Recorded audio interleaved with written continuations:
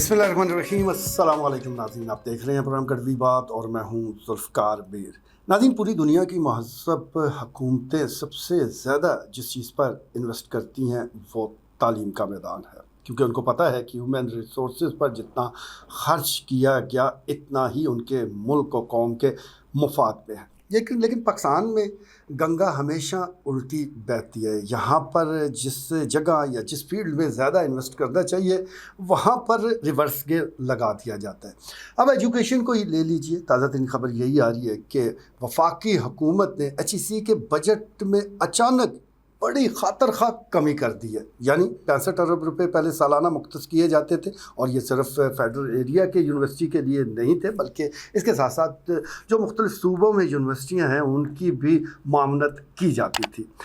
इस हवाले से ख्याल ये किया जा रहा था कि अब हुकूमत आई है तो इस बजट को बढ़ाएगी, और HEC ने इस सिलसिले में बाकायदा एक दरख्वास्त भी कर रखी थी कि अगर आपने मुल्क भर की 160 यूनिवर्सिटियों को मज़ीद बेहतर बनाना है, उनको मज़ीद फ़ाल करना है, तो 126 अरब रुपए वो चाहिए।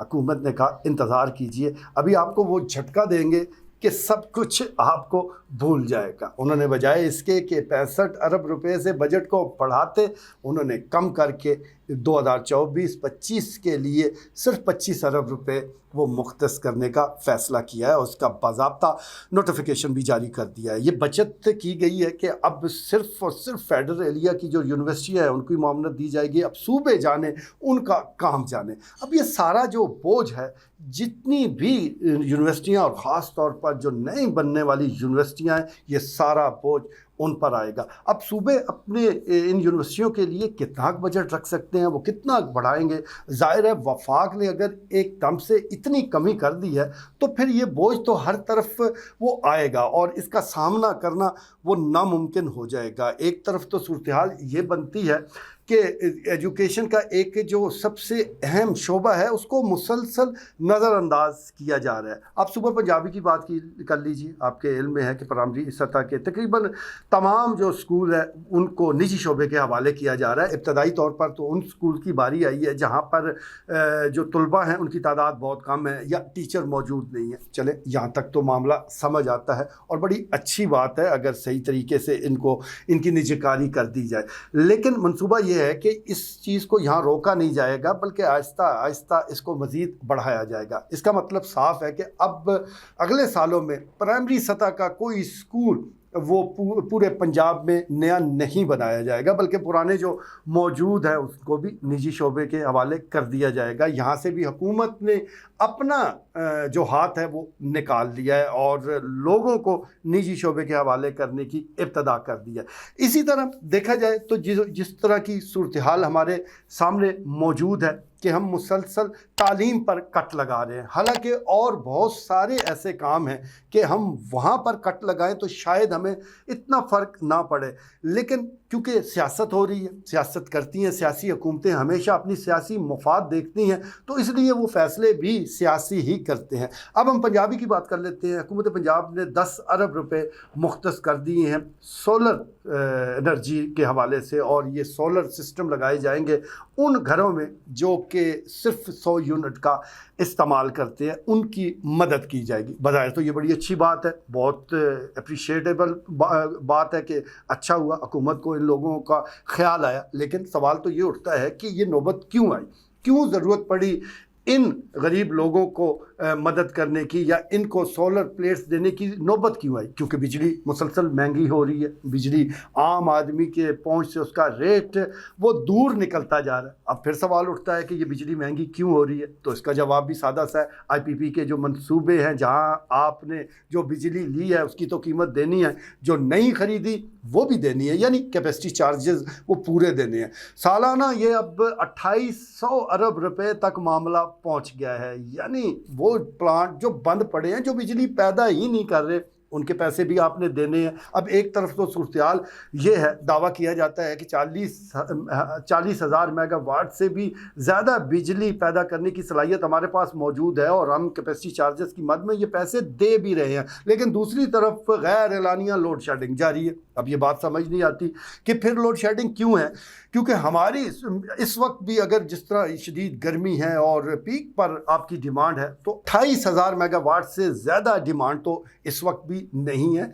तो फिर ये बिजली जा कहाँ रही है, ये पैदा क्यों नहीं की जा रही, और अगर नहीं की जा रही तो इसका बिल क्यों दिया जा रहा है। यानी ये ऐसे मनसूबा जात हैं जो बंदा जिसकी डिटेल पढ़े सर पकड़ कर बैठ जाता है। पूरी दुनिया के जो ममालिक हैं, मैं कहता हूँ कि ऐसे ममालिक जहाँ खाना जंगी है, जहाँ कोई हुकूमत नहीं है, जहाँ कोई सिस्टम मौजूद नहीं है, वहाँ पर भी ऐसे मनसूबे आपको नज़र नहीं आएंगे कि वो चले ना चलें, आपने उसका बिल देना है। तो ये सारी सूरत हाल है। ये इस वजह से महंगी बिजली हुई, बजाय इसके कि आप उस वजह को दूर करते आपने 10 अरब रुपए मज़ीद मुफ्त बांटने का फ़ैसला कर लिया है। चले देखते हैं कि इस सिलसिले में सूरत हाल बनती क्या है। ज़रूर ये काम कीजिए, अगर आपको अच्छे लगते हैं, आप चाहते हैं कि सियासत इसके साथ चलती रहे तो ज़रूर चलाएं, किसी को कोई एतराज़ नहीं है। लेकिन एजुकेशन जैसे आम शोबे को वो कट ना लगाया जाए, चाहे वो वफाकी हुकूमत हो, चाहे वो सूबाई हुकूमतें हों। तो इस बजट को मुसलसल बढ़ाने की ज़रूरत है।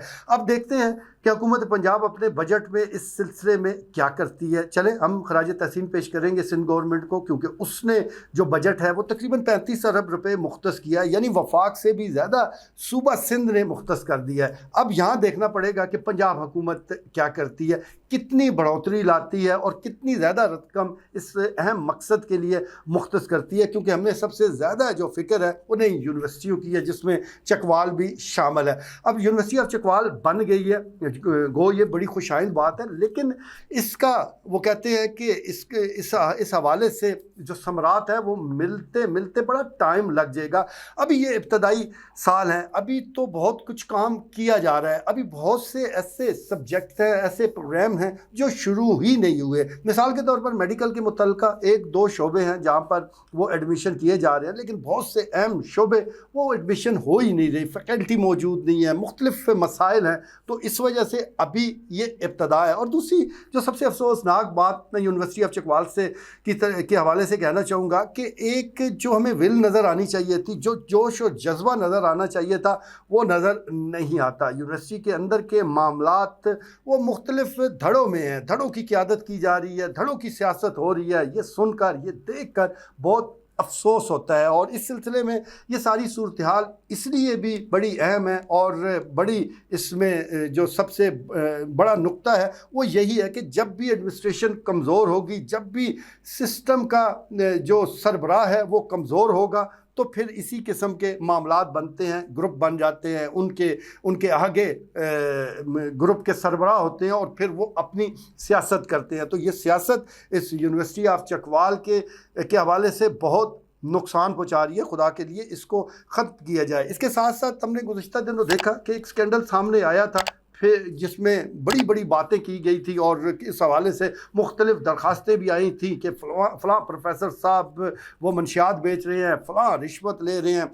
इस सिलसिले में कई नाम आए, लेकिन अब वो नाम कहाँ हैं? उसमें तो उन दरख्वास्तों में आने वाले कई नाम तो वो पता चला कि उनको तो तरक्की दे दी गई, उनको तो और अहम जिम्मेदारियाँ दे दी गई, किसी को HOD बना दिया गया, किसी को कोई और रुतबा दे दिया गया। तो फिर ये सारा नज़ला एक शख्स पर डालने से क्या हासिल होना है? यानी एक को टारगेट करके बाकी साहब को आपने वो मुस्तफ़ीद कर दिया। तो ये जो एक सारी सूरत हाल है और जिस तरह के मामलात हैं, इस पर सब ने नज़र रखी हुई है। जब तक कहीं भी इंसाफ से काम नहीं लिया जाएगा तो सूरत हाल ऐसी ही वो नज़र आएगी। दूसरा, हमें भी एक सिलसिले में कुछ चीज़ें देखने का इत्तफाक हुआ, वो कुछ गुफ्तगू थी व्हाट्सएप के हवाले से, कुछ मैसेजेस थे जो एक फैकल्टी मेंबर और एक स्टूडेंट के थे। और ये जो गुफ्तगू है जो कि दस्तावेज़ी शक्ल में भी हमारे सामने आई, तो उसको पढ़ के, उसको देख कर इंतहाई दुख हुआ, क्योंकि वो पर्चों के हवाले से थी कि कल कौन सा पर्चा आ रहा है। फैकल्टी मेंबर बाकायदा बता रहे हैं कि कल फ़लाँ सवाल आएंगे, फ़लाँ पेपर आएगा, अभी मैं आपको शेयर कर देता हूँ। ये इस किस्म की गुफ्तगू उसमें मौजूद है। और ये नहीं है कि मैं कोई इंकशाफ कर रहा हूँ, ये तो यूनिवर्सिटी ऑफ चकवाल के पास ये सारा रिकॉर्ड भी मौजूद है। होना तो ये चाहिए था कि यूनिवर्सिटी इस सिलसिले में सख्त एक्शन लेती, अब तक कमीशन बन जाते, अब तक इस सिलसिले को कंगाल लिया जाता, इस सिलसिले में तमाम हक़ाइक़ सामने रखे जाते कि आया ये महज प्रोपेगेंडा किया जा रहा है या वाकई ही ऐसा हुआ है। और अगर ऐसा हुआ है तो इसके जिम्मेदारों को इस वक्त तक सज़ा दे दी जाती ताकि किसी और को जुर्रत ना हो। लेकिन सब ठंडे हैं, सब अपने अपने काम में मगन हैं, बस एक इल्ज़ाम कहकर आगे गुजर जाते हैं। भाई इल्ज़ाम ही सही, इल्ज़ाम उस वक्त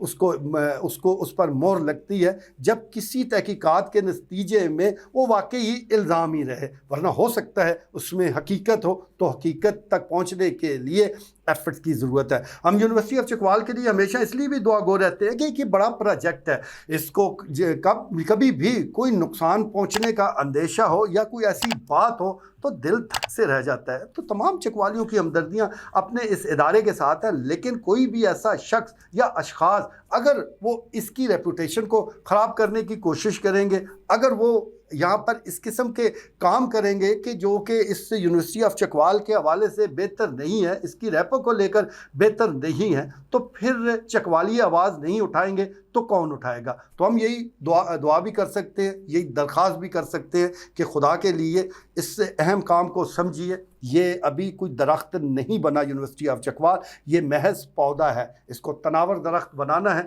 तो इसके लिए सबको मिलकर मेहनत करनी होगी, इसके लिए सब ने मिलकर काम करना होगा। और अगर कहीं कमी कोताही रह गई तो फिर तारीख़ हमें माफ़ नहीं करेगी। आज के लिए इतना ही, इजाज़त दीजिए, अल्लाह ने के बाद।